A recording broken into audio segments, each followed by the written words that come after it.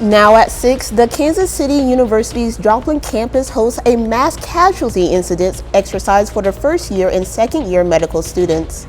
Plus, Shoal Creek Conservation Education Center today holds a raptor and falconry program. And are TikTok and other social media apps doing damage to teens' mental health? I'm Michael George with how one state is legislating when and where kids use social media. The 4 states' most watched news starts now. The Kansas City University and Joplin campus is giving students a real-life experience. This is KOAM News at 6. I'm Amber Jenkins. The Medical Corps Club hosts a mass casualty incident simulation exercise. The first-year medical students are acting as if natural disasters occurred, as second-year students find and treat all 25 patients. I think it's important for us medical students to have these kind of breakaway situations where we get to employ the knowledge that we're learning, but also have fun with it. So obviously we're kind of trying to induce a stressful situation, but also at the end of the day, it's for fun and just to expose them to a situation that they might run into. This is the second year KCU Medical in Joplin has put on this event. Colors swept across Pittsburgh State University today for their Holies Festival. Carrie Worton was there with more on this story.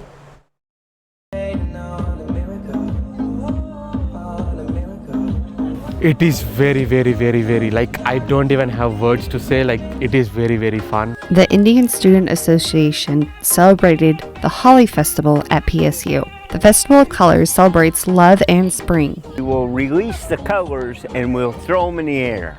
And it becomes a colored spectacle with colors flying everywhere and drifting down the street and across campus. This is actually about the God Krishna, like him showing love towards Radha. Like he said that, like he loves him more. Like he just wanted to prove his love. This gives the Indian Association the chance to share their culture with the Pittsburgh community and enjoy this beautiful spring day. People love it. People go crazy about it. Like all the music which we play or all the people who dance here, like they love it.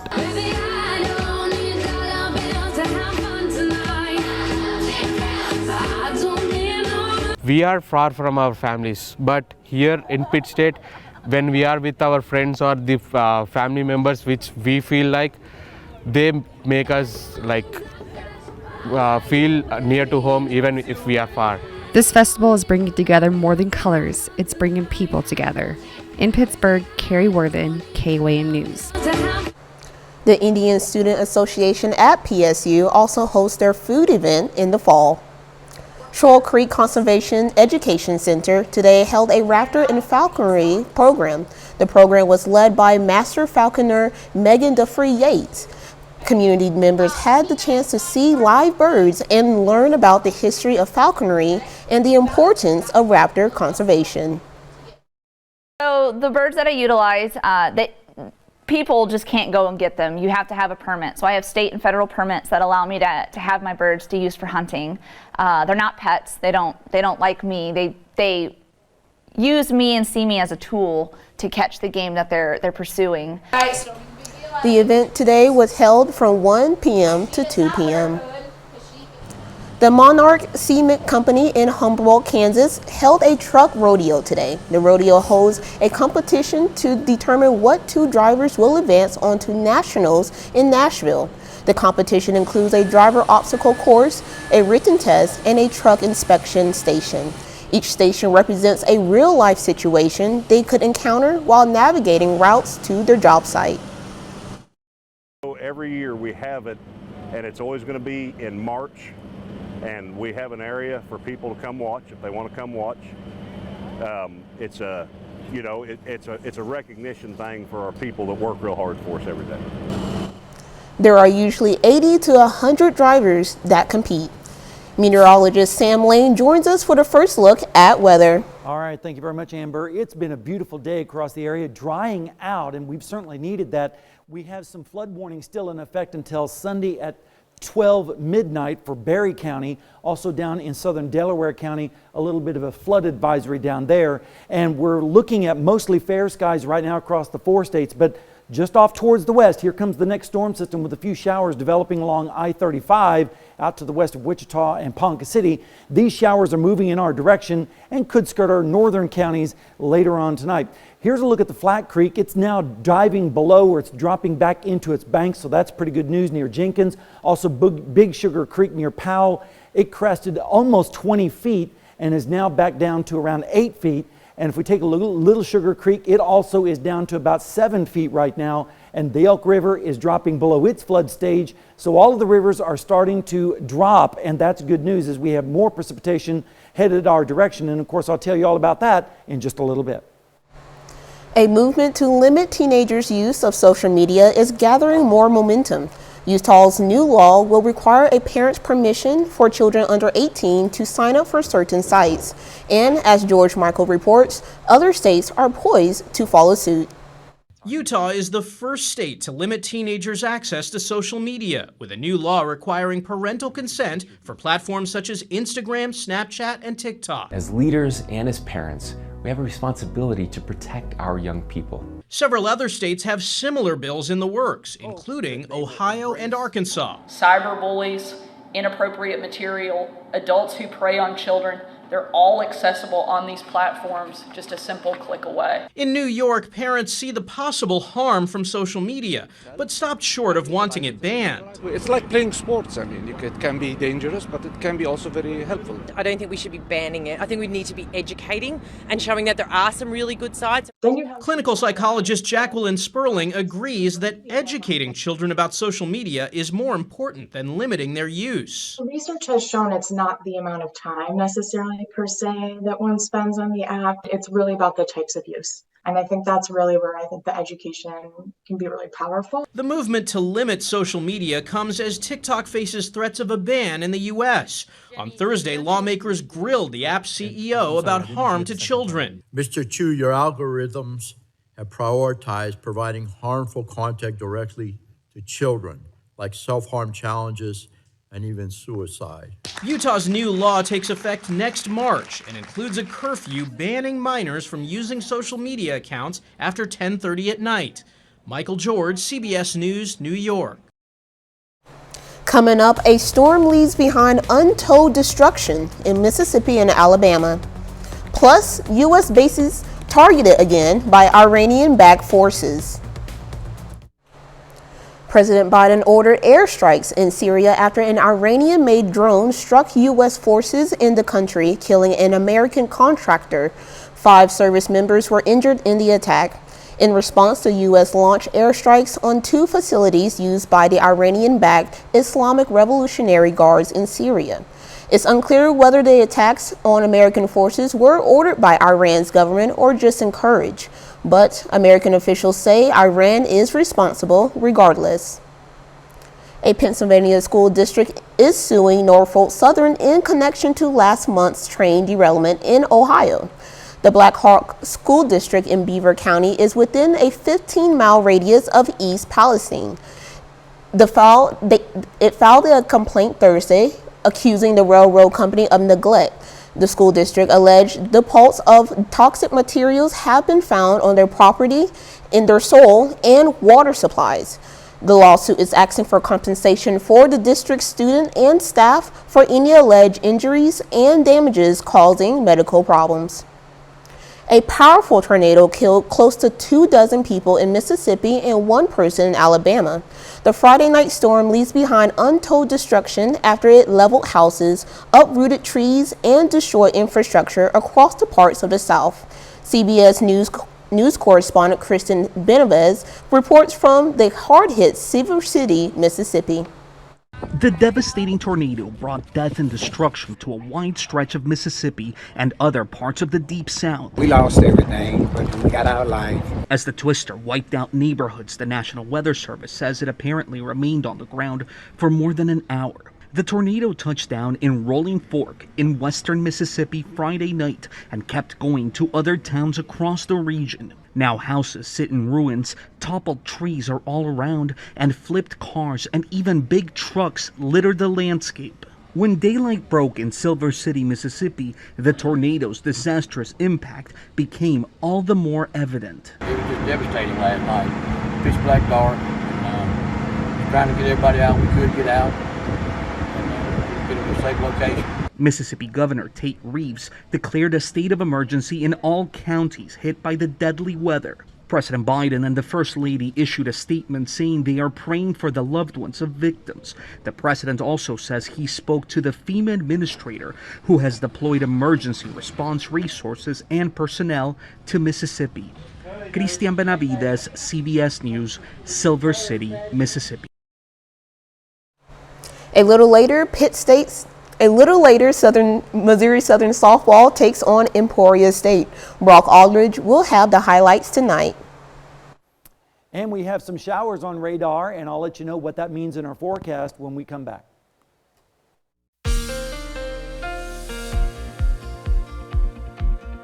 What a beautiful start to the weekend with lots of sunshine, and of course the folks down in McDonald and Berry counties have been taking advantage of it with the flooding situation as the rivers are now starting to decrease. This morning at Indigo Sky Casino and Resort we saw cloudy skies, but as the afternoon progressed we saw the clouds break and the sunshine start to break out, and now we have just mostly fair skies across the area, and that's going to continue for the next few hours. But we do have a storm system that's starting to move in from the west. Let's take a look at the allergy outlook first. It's been on the high side. Of course, the rainfall helped out, washed a lot of that out of the atmosphere, but today we were 9.3 out of 12, which is on the high scale, and then tomorrow is going to be a little bit worse at 10.4. So the allergy sufferers are certainly going to be feeling it. All right, temperature this afternoon made it up to 61 degrees after starting out at 40, which was actually very close to the normals of 63 and 40. So it's nice to have a normal day around here every once in a while. 88 the records and 12 back in 1955. We still have the flood advisories for Berry County and also down in extreme southern Delaware County for the Illinois River, but those are going to start to fall away as we go through the next 24 hours. And here's a look at the drought situation. It's still severe and exceptional in the western counties of our viewing area, so hopefully we can start to get some rain in that direction instead of it all falling down in southwestern Missouri and northwestern Arkansas.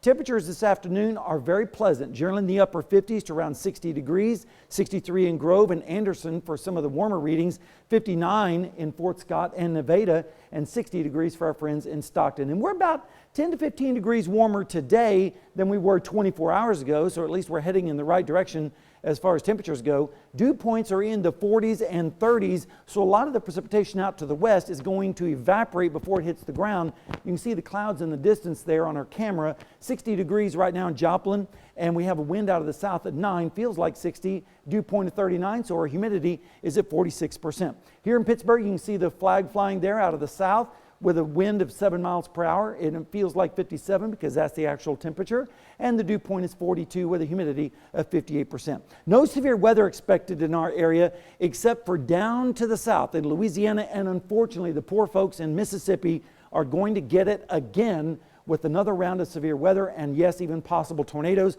No threat in our area at this point in time. Rain chances are going to be increasing as we go through tomorrow evening.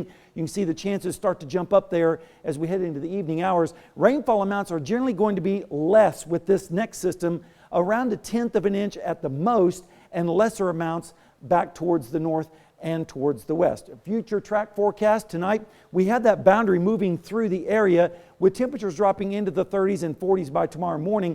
Then notice as we go through the day, the clouds increase and temperatures make it into the 50s. And then here comes the showers as we go into tomorrow evening into Monday morning. And we should be around freezing on Monday morning, so it's still going to be chilly in the mornings.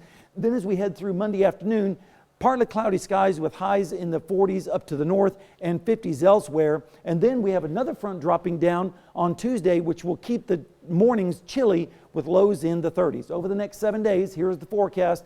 Tomorrow, we have that 40% chance of evening showers, and then Monday and Tuesday and Wednesday look dry with temperatures slowly warming back up. And then Thursday, we have a pretty good chance of thunderstorms. Some of those could be strong or severe. We'll have to keep an eye on it.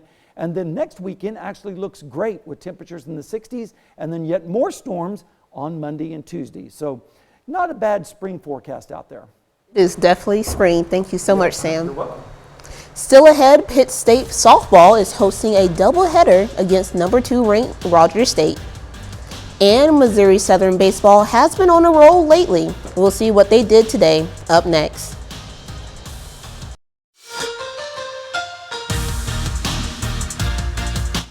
Well, the Pitt State softball team was home this afternoon, back at it, their MIAA schedule. But this time, they're taking on the number 2 ranked Rogers State Hillcats. In Game 1, the Gorillas get a massive victory over Rogers State, winning the game only 1-0. Only run the game was an error that happened the second inning where Taylor Lambert reached base for an RBI. However, it was a dominant pitching performance in this one. Both teams, for the matter of fact, including Pitt State's Hannah Harrison, she pitched a complete game shutout, only giving up 4 hits, no earned runs. She also strikes out 10 batters in this game. Man, that's hard to beat as the Gorillas take game number 1. While the Pittsburgh State Gorillas have a chance to sweep the season series from baseball over Fort Hays State this afternoon, the Gorillas took the first of the 2 games in the series on Friday night. In the series finale today, Pitt State would sweep the season series out west at Fort Hays State. They won both of these games of their doubleheader yesterday, and today they win this one 11-6. Brandon Nixon had a big day, going 3 for 4 with 3 RBIs, including a 2-run homer. Pitt State now has won 8 straight games. They will be back at it home Wednesday against Missouri S&T. Missouri Southern Lions come off a 3-1 conference start in the MIAA for the softball team. Today, they go against Northeastern State, opening up that series. In Game 1, Missouri State fall all the way back down, 3-0. They come all the way back to win it 6-3. Emily Perry, a big go-ahead 2-run homer in the 5th. She finished the game going 2 for 3, with 2 RBIs. And across the street from softball, the Missouri Southern baseball team was also on their home field against Emporia State.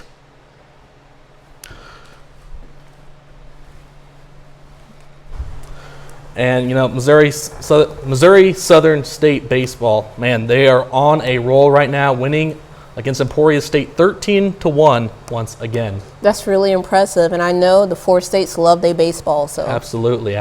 So looking forward to see it. Thank you so much, Brock. Thank you. We'll be right back. An aurora chaser in Fairbanks, Alaska, captured a stunning view of the northern lights in the early hours of Friday. This footage was captured by Vincent Levina, who called it the most insane aurora of my life. And he said he could not believe what he saw and that it was definitely the best northern lights he ever seen. Other views of the aurora could have been seen across North America, including Washington, Idaho, Montana, North Dakota, Minnesota, and Wisconsin early Friday morning, local media reported. That's very impressive. Nice. Yeah, definitely. We have some clear skies tonight if you want to step out and try to see the auroras. Maybe we'll get a geomagnetic storm tonight. Not likely, but hopefully we'll get some showers in here tomorrow evening, and then drier Monday, Tuesday, and Wednesday, and then more storms on Thursday and Friday.